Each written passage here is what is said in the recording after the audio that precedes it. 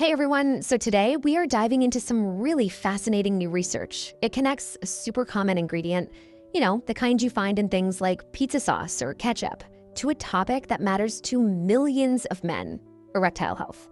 So what did the science actually find? Let's get right into it. I mean, it's a pretty bold question, right? But that's exactly what a recent study decided to look into. Could something we're eating all the time really truly make a difference? Well, let's see what the evidence has to say. All right, first up, let's talk about the study that uncovered this pretty surprising link. And this wasn't just some small little experiment. The scale of this thing is actually what makes the findings so compelling. So right off the bat, you've got to appreciate the scale here. We're not talking about a handful of people.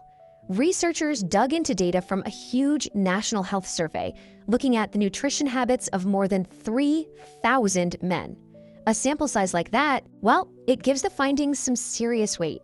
So, how in the world did they connect the dots? Let's break down how they actually did this. And you know what? It was surprisingly straightforward, which honestly makes the results even more interesting. The process was actually pretty simple. First, they looked at diet logs to measure how much of one specific nutrient these men were getting.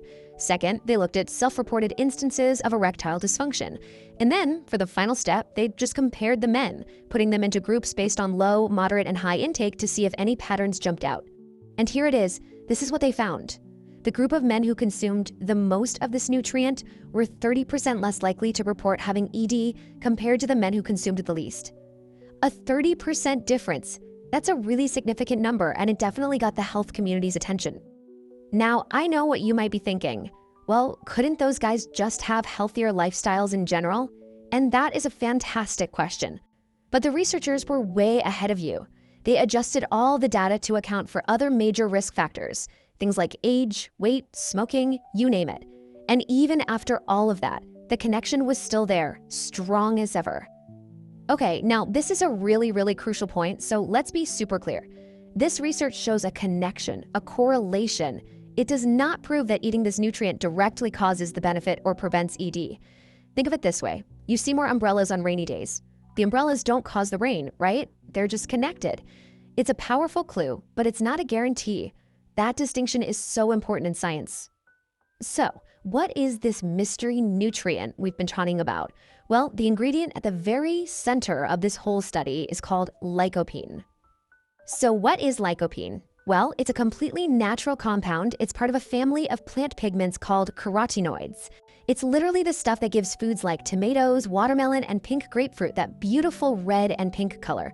But it's not just a pretty color. It's also known to be a very powerful antioxidant. All right, so we know what lycopene is.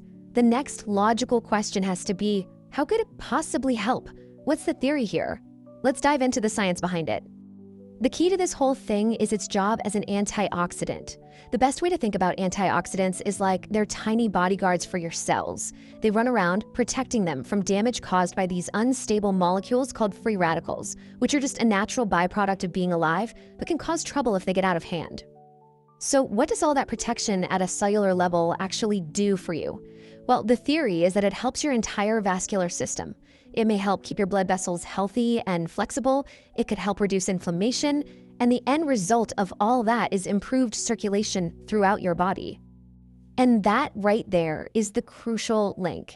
Healthy blood flow is the absolute bedrock of erectile function. It's non-negotiable.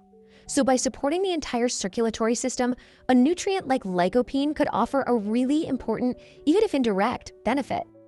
Okay, the science is cool and all, but how do you actually use this information? Let's get practical.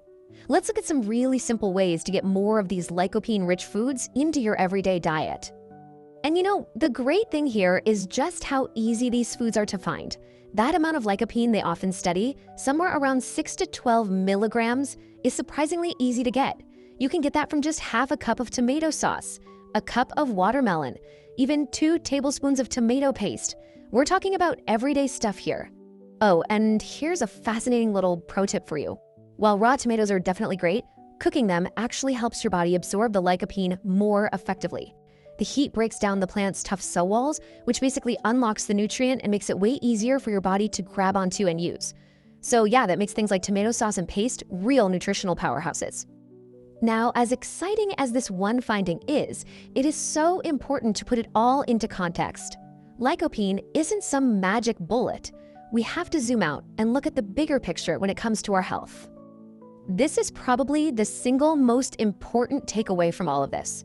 You simply cannot separate your sexual health from your overall physical and mental well-being.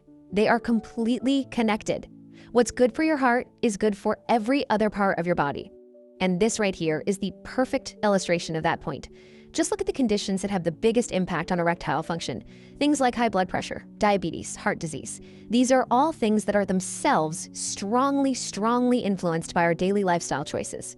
Ultimately, what it all comes down to are the small, consistent things you do every single day. This isn't about some radical diet or an extreme workout plan. It's about building healthy habits around the food you eat, the way you move, and how you manage stress. Those little things add up to powerful benefits over time. So, as we wrap things up, I want to leave you with this one question. Forget about trying to overhaul your entire life tomorrow. Just think about right now, today.